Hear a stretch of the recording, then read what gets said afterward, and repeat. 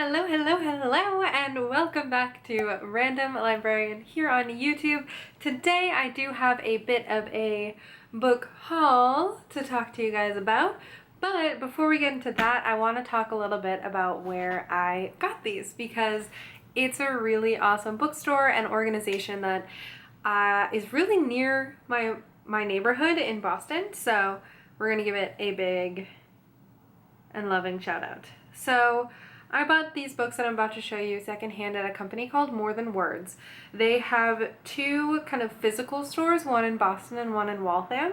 I'll leave their link down below, so if you wanted to check them out, if you're in Massachusetts, it will be really easy to do so.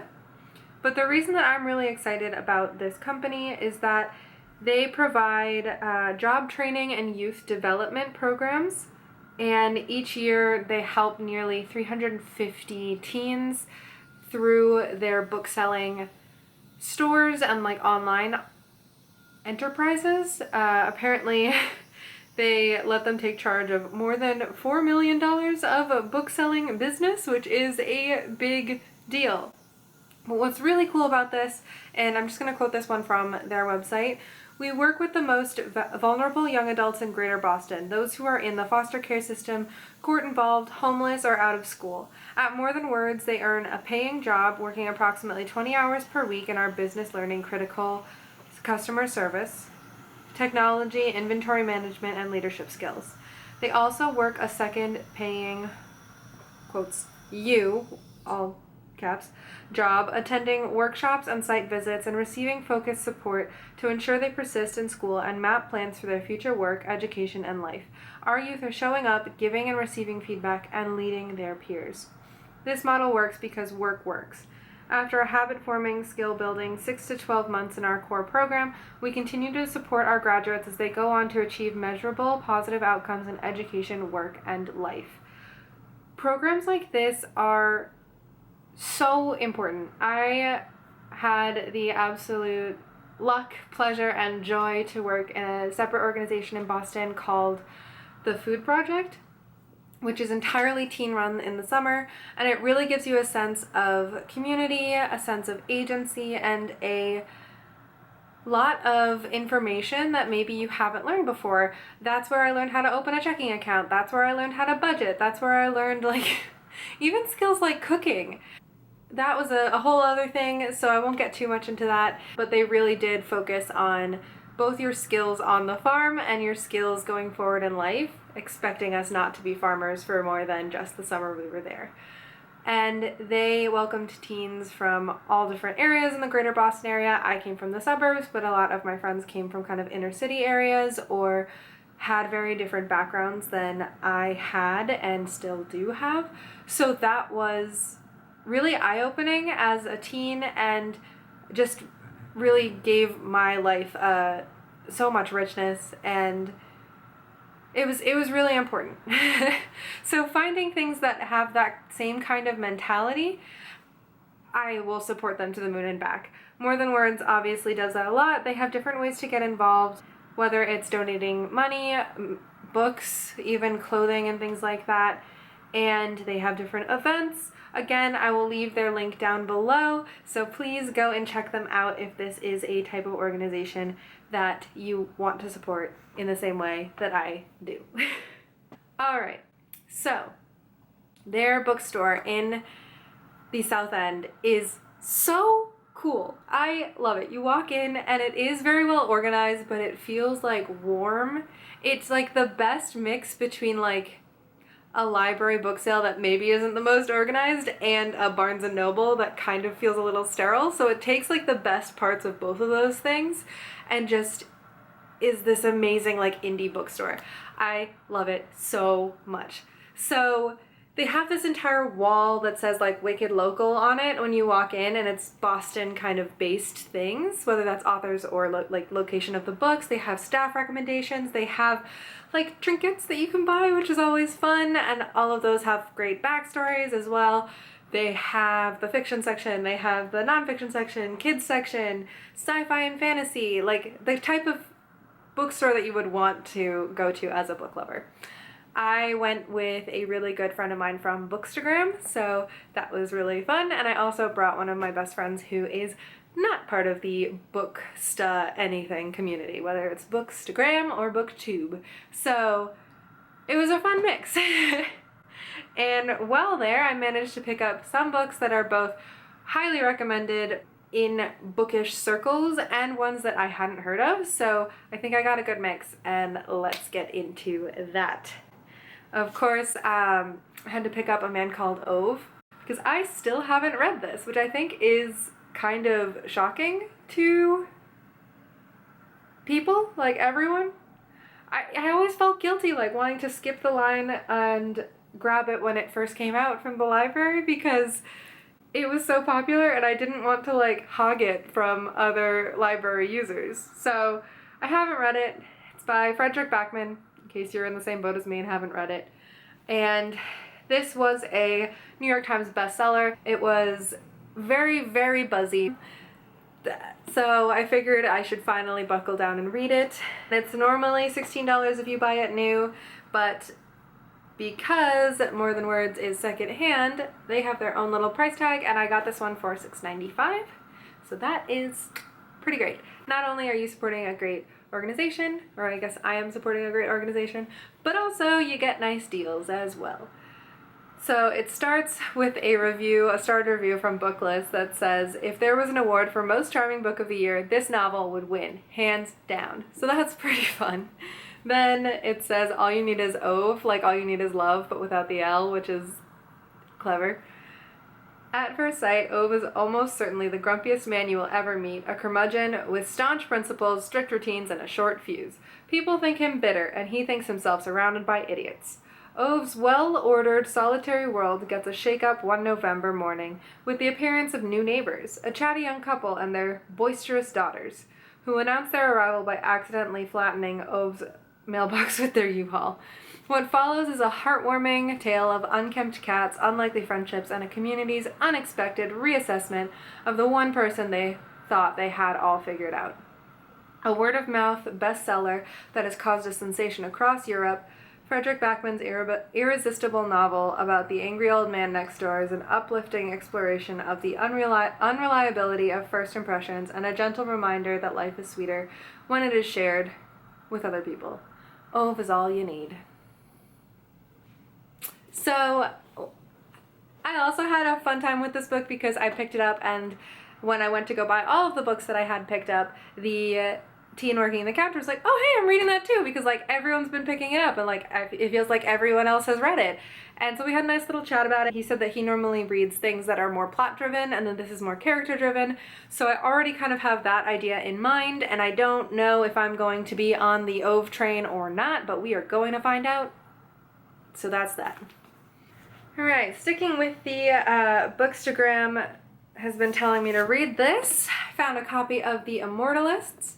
So this was in the new fiction section, so it was still $13.50, but it's going towards More Than Words, so I'm totally fine with that.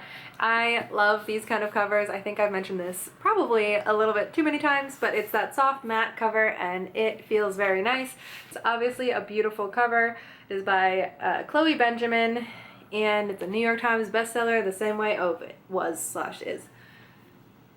If you knew the date of your death, how would you live your life? It's 1969 in New York City's Lower East Side, and word has spread of the arrival of a mystical woman, a traveling psychic who claims to be able to tell anyone the day they will die. The Gold Children, 4 adolescents on the cusp of self-awareness, sneak out to hear their fortunes.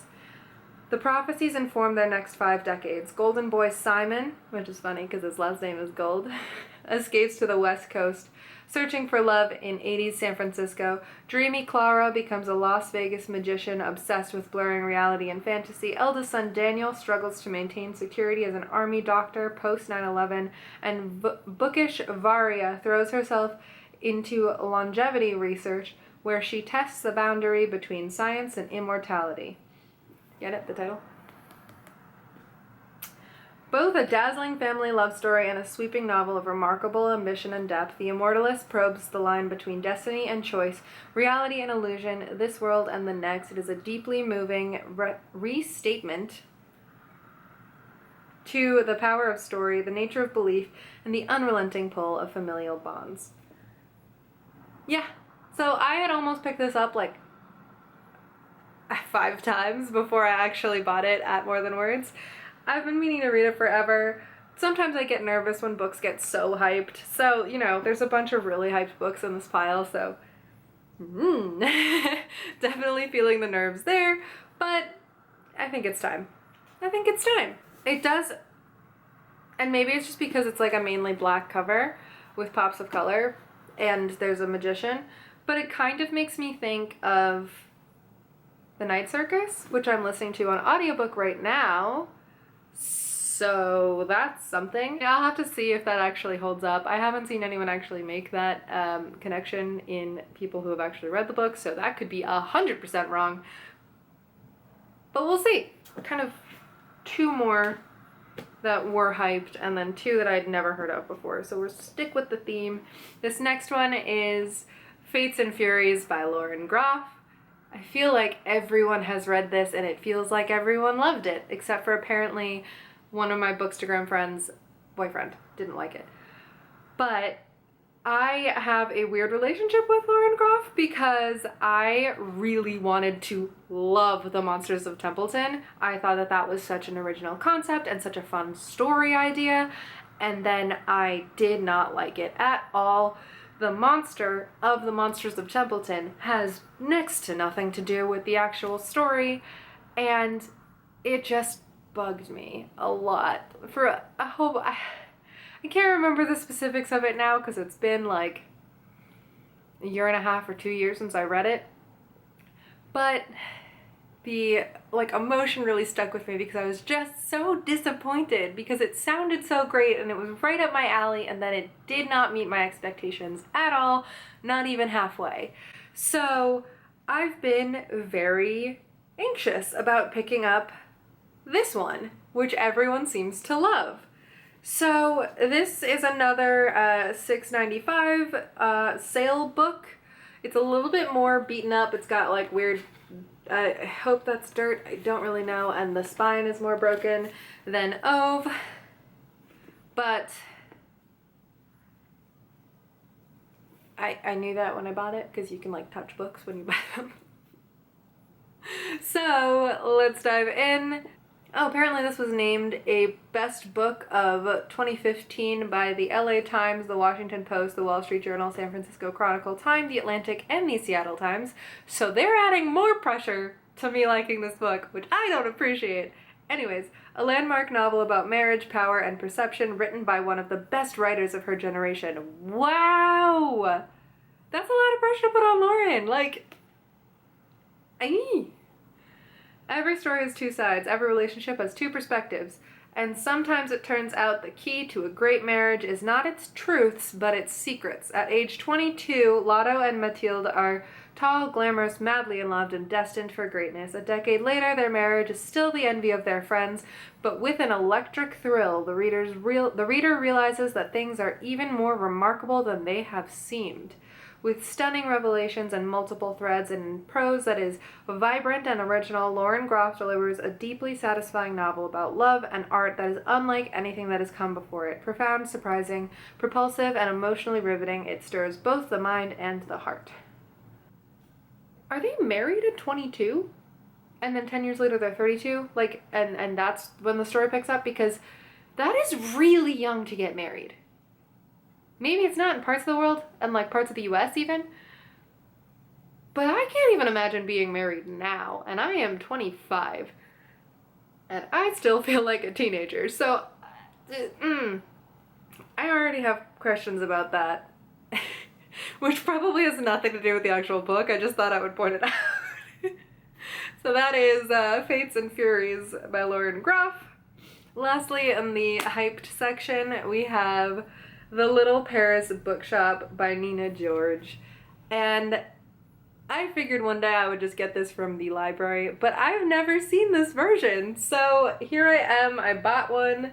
Again, it is a $6.95 version, but it's blue, and it shows the sun and the Eiffel Tower, and like has cute little flying books in the corners, and I feel like the only ones I've ever seen before this are red and smaller and like different. I don't know. I thought it was cool. It was like this was the only time I've seen it look like this. Maybe I'm just like talking myself into buying something, so whatever. But I still like it. The back just has a quote from the book. It says, "You see, Jordan," said Perdue, taking a different tack. "A book is both medic and medicine at once. It makes a diagnosis as well as offering therapy, putting the right novels to the appropriate ailments. That's how I sell books. It's also how I librarian." So I like that. Then the inside flap has the actual description. I do actually kind of like these thingamajigs. It doesn't fit super well for this one, but when you can use that as a bookmark, I think it is a great touch. So, oh, this is also, it feels fun that I'm able to follow up The Seine, the River That Made Paris by Elaine Sciolino with this book that talks about a barge on the Seine, which Elaine mentions, and you actually get to like meet someone who lives on a barge on the Seine as their primary residence. So it just feels like a fun thing to follow up with. On a beautifully restored barge on the Seine, Jean, because it's just Gean. It's not like Jeanne.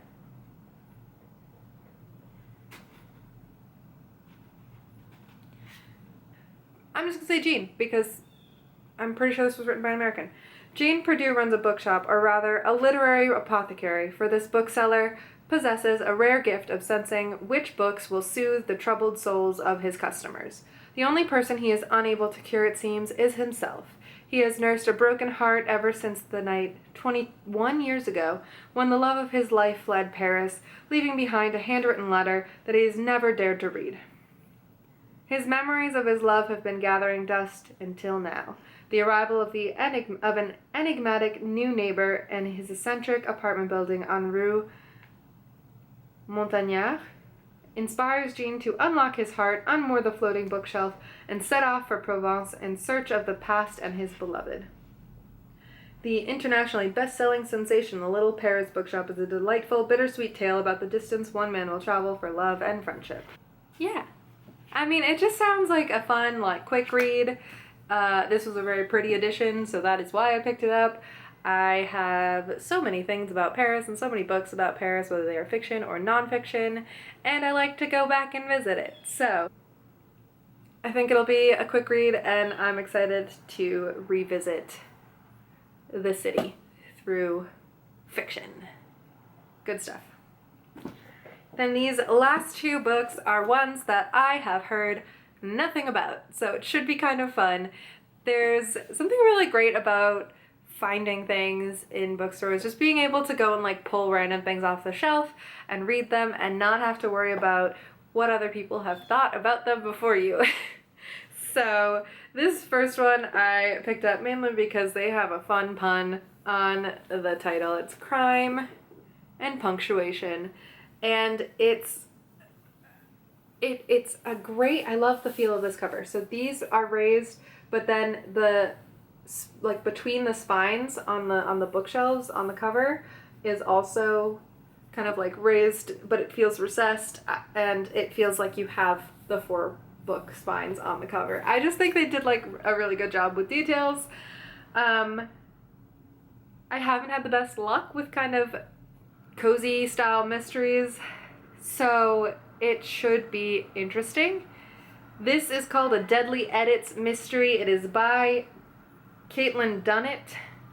There's a cat on the cover, and let's get into it.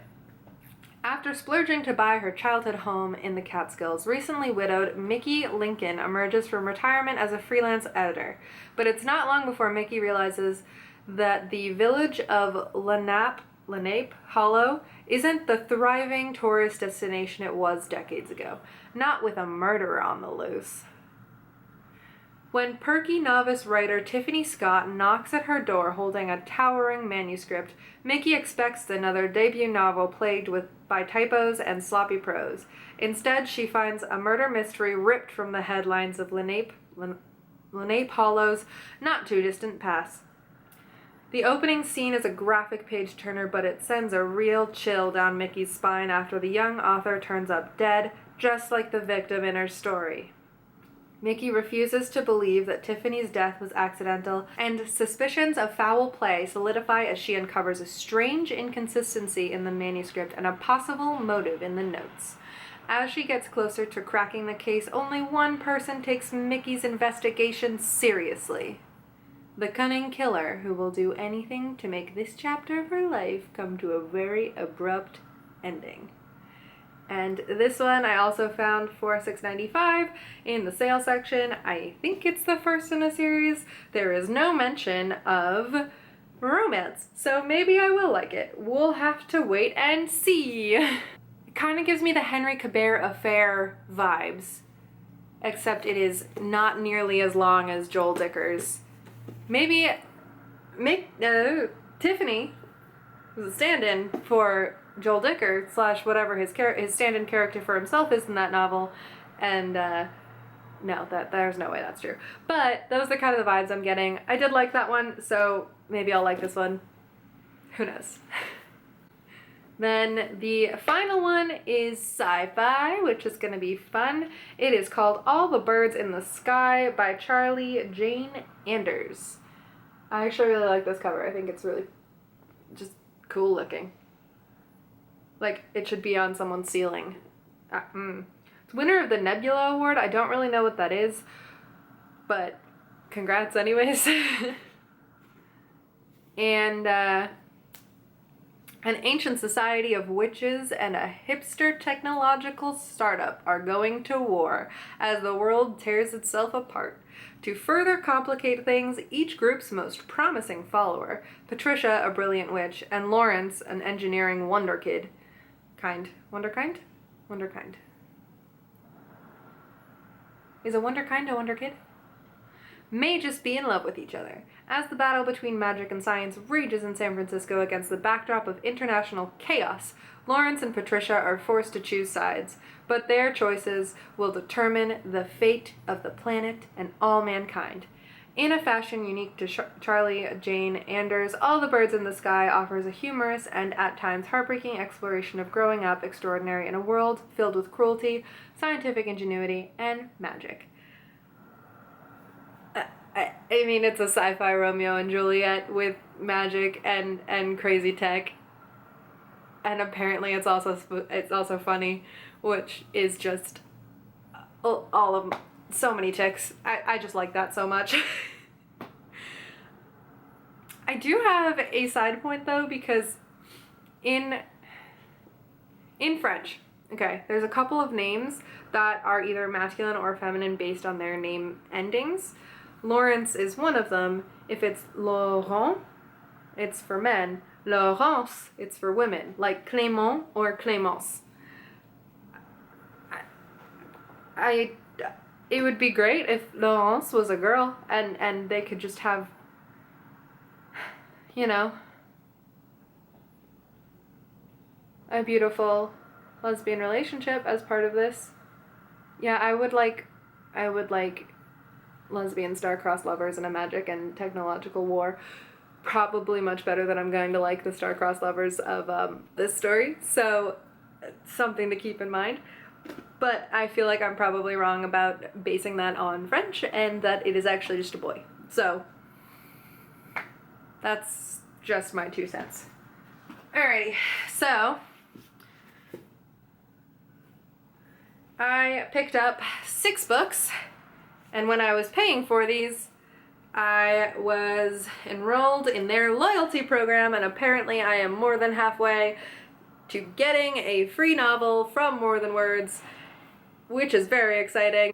If you live in Massachusetts and like bargain books and supporting awesome causes, I highly recommend that you go to either of their stores and either join their loyalty program or just buy a whole stack of books without the thought of getting a reward at the end of it.